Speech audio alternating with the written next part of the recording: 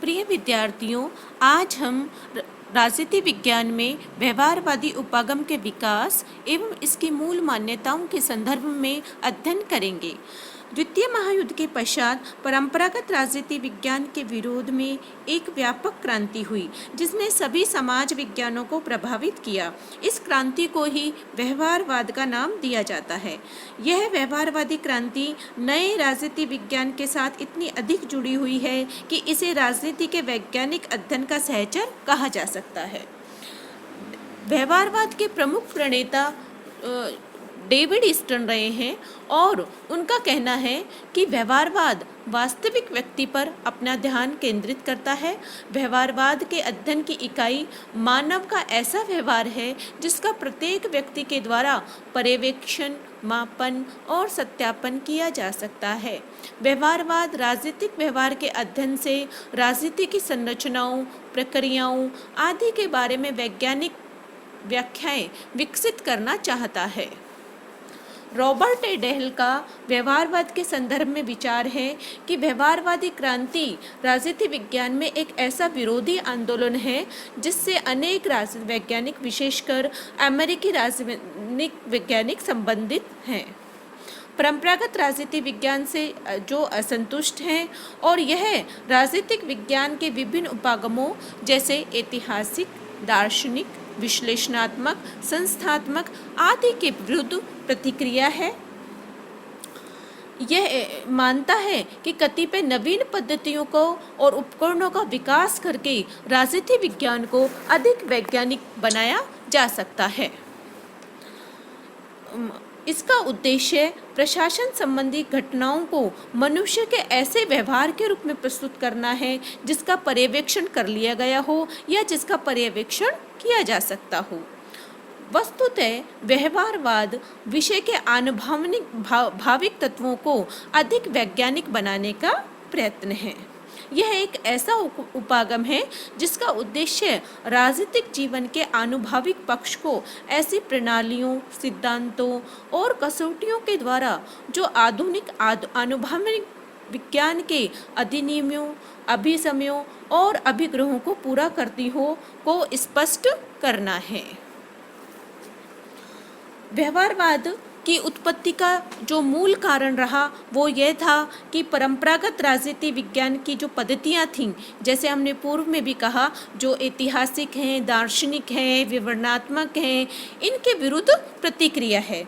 उनका राजवैज्ञानिकों का मानना है कि शासन के नीति निर्माण एवं उसके निर्माण स्तर पर राजनीतिज्ञों एवं राजनेताओं को तो सम्मानजनक स्थान दिया जाता है, जैसा कि द्वितीय महायुद्ध के दौरान संयुक्त राज्य अमेरिका में किया गया, परंतु राजनीति विज्ञान के विद्वानों, ज्ञान कौशल के अनुभव की उपेक्षा की गई, जिससे कि उनमें निराशा उत्पन्न हुई।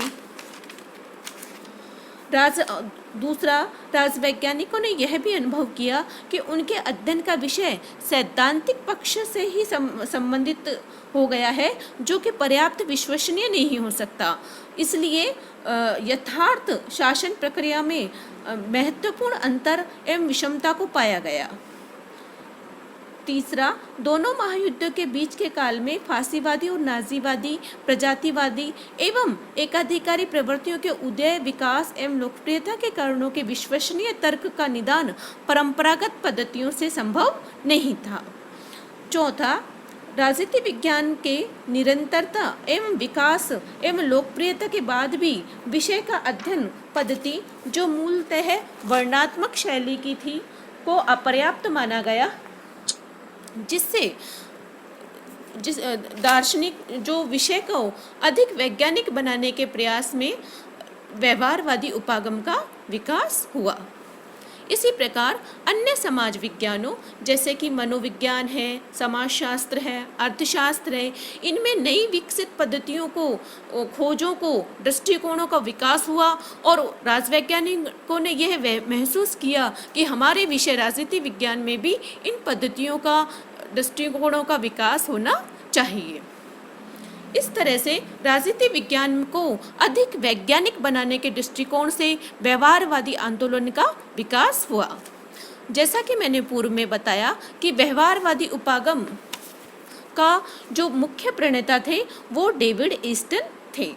उन्होंने व्यवहारवाद की मूल जो मान्यताएं 8 बताई हैं, 8 मूल मान्यताएं बताई हैं और उन्होंने इसमें बताया है कि व्यवहारवाद आज बहुत अधिक प्रचलित और व्यापक हो गया है, किंतु इसके अर्थ के संबंध में दृष्टिकोण समान नहीं है।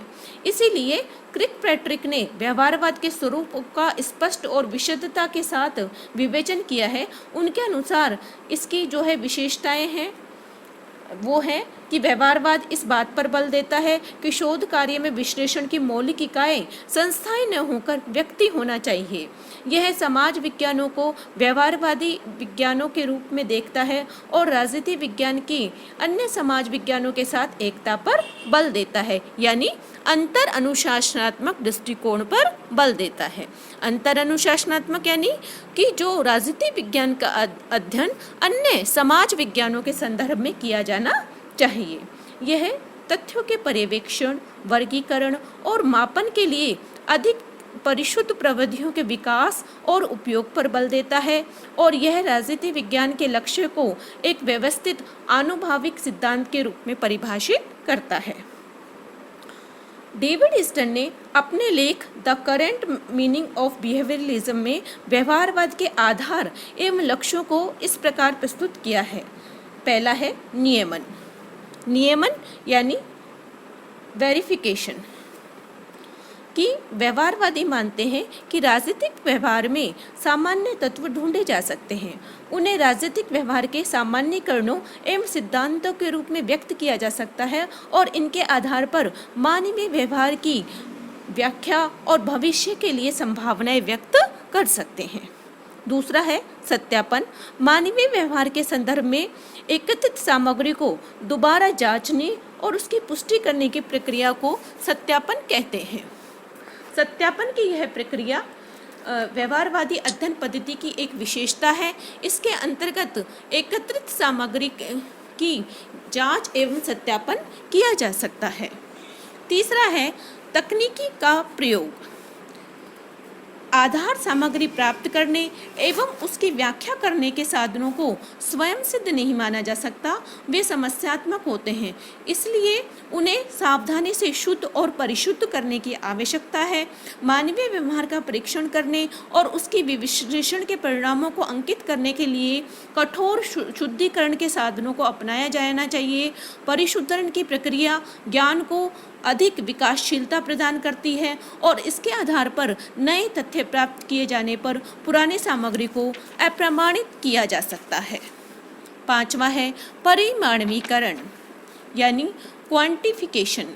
उपलब्धियों के विवरण तथा आधार सामग्री को लेखबद्ध करने तथा उसमें स्पष्टता लाने के लिए मापन और परिमाणवीकरण का कार्य किया जाना चाहिए। मापन और परिमाणवीकरण का यह कार्य उनके अपने लिए नहीं वरन अन्य प्रयोजनों के संदर्भ में किया जाना चाहिए। पांचवा है मूल्य निर्धारण व आदर्श निर्माण। व्यवहारवादी मूल्यों की दृष्टि से तटस्थ रहना चाहते हैं, फिर भी कुछ नैतिक मूल्यांकन के मूल्य और आदर्शों का प्रतिपादन और प्रयोग आवश्यक हो जाता है। इस संदर्भ में अपनाए गए मूल्य व आदर्शों को अध्ययनकर्ता के मूल्य व आदर्शों से अलग रखना चाहिए और सामान्य मूल्य व आदर्श अध्ययनकर्ता के मूल्य व आदर्शों से अप्रभावित रहने चाहिए। व्यवस्थीकरण अनुसंधान आवश्यक रूप से क्रमबद्ध होना चाहिए, अर्थात सिद्धांत व अनुसंधान को संबद्ध और क्रमबद्ध ज्ञान के दो ऐसे भाग माना जाना चाहिए जो परस्पर गुथे हुए हों। सिद्धांत से अशिक्षित अनुसंधान निरर्थक हो सकता है और आंकड़ों से असमर्थित सिद्धांत निरर्थक रहेगा। तो इस प्रकार सिद्धांत और तथ्य एक दूसरे से अपृथकनीय है। सातवां है विशुद्ध ज्ञान यानी ज्ञान का प्रयोग वैज्ञानिक उद्यम का भी उतना ही अंग है जितना कि सिद्धांतात्मक बोध का। लेकिन राजनीतिक व्यवहार का जो हम बोध करते हैं वो यह एक ऐसा आधार प्रदान करता है जिसके बल पर समाज की महत्वपूर्ण व्यवहारिक समस्याओं को सुलझाया जा सकता है। समग्रता व्यवहारवादियों की एक प्रमुख मान्यता यह है कि मानव का समस्त व्यवहार एक पूर्ण इकाई है और उसका अध्ययन खंडों में नहीं वरन समग्र रूप से ही होना चाहिए। तो इस तरह से राजनीतिक व्यवहार के अध्ययन जीवन के अन्य पक्षों के संदर्भ में ही किया जाना चाहिए। तो इस प्रकार व्यवहारवाद डेविड ईस्टन ने व्यवहारवाद की ये 8 मूल मान्यताएं बताई हैं। व्यवहारवादी जो उपागम है वह राजनीति विज्ञान में एक नया जो है आंदोलन, एक नई दिशा प्रदान की, किंतु इसकी आलोचना भी हुई क्योंकि इसमें अत्यधिक शब्दाडंबर के कारण जो है राजनीति विज्ञान की जो आत्मा है वो कुंठित हो गई और उनका मानना, आलोचकों का मानना है कि राजनीतिक व्यवहार की धारणा भी जो है वो गलत है, क्योंकि मनुष्य एक सामाजिक प्राणी है और उसका व्यवहार प्रतिपल बदलता रहता है। इसलिए मानवीय व्यवहार के संदर्भ में हम इस प्रकार की भविष्यवाणी नहीं कर सकते कि अमुक परिस्थिति में उसका व्यवहार इस प्रकार का रहेगा। राजनीति विज्ञान विशुद्ध विज्ञान नहीं है, जैसे कि क्योंकि यह एक समाज विज्ञान है और अन्य जो विज्ञानों की तरह इसमें वैज्ञानिक पद्धतियों का प्रयोग संभव नहीं है। मनुष्य एक सामाजिक प्राणी होने के नाते उसका पूरी तरह मूल्य निरपेक्षता भी उसके द्वारा संभव नहीं है। कोई भी अनुसंधान करे वह मूल्य प्रत्यक्ष या अप्रत्यक्ष रूप से आ ही जाते हैं और राजनीति विज्ञान में लाखों करोड़ों रुपए वैज्ञानिक अनुसंधान के नाम पर खर्च किए गए। यदि यह धनराशि मानवता के कल्याण के लिए की जाती तो यह ज़्यादा उपयोगी होती। तो इस प्रकार व्यवहारवाद की अनेक आलोचनाएं की जाती हैं, परंतु हम इस आलोचना के बाद भी हम ये कह सकते हैं कि यह एक राजनीति विज्ञान को एक वैज्ञानिक अध्ययन बनाने की ओर एक प्रयास था। यह राजनीति शास्त्र के निर्माण में व्यवहारवाद की भूमिका उल्लेखनीय है। यद्यपि व्यवहारवादी अपनी नई शोध प्रणालियों के आधार पर उन उद्देश्यों को प्राप्त करने में सर्वथा असफल रहे जिनका प्राप्त करने का लक्ष्य किया गया था, परंतु जैसा कि प्रोफेसर SP वर्मा का कहना था कि इन सब कमियों के बावजूद व्यवहारवादियों ने राजनीति विज्ञान को उसकी गहरी तंद्रा से जगा दिया और उसमें शोध के लिए नवीन आयामों को खोजा और नवीन तकनीकों का विकास किया। तो इस प्रकार व्यवहारवादी उपागम राजनीति विज्ञान का एक महत्वपूर्ण उपागम माना जाता है, जिसने राजनीति विज्ञान में नवीन पद्धतियों प्रणालियों के अध्ययन पर जोर दिया।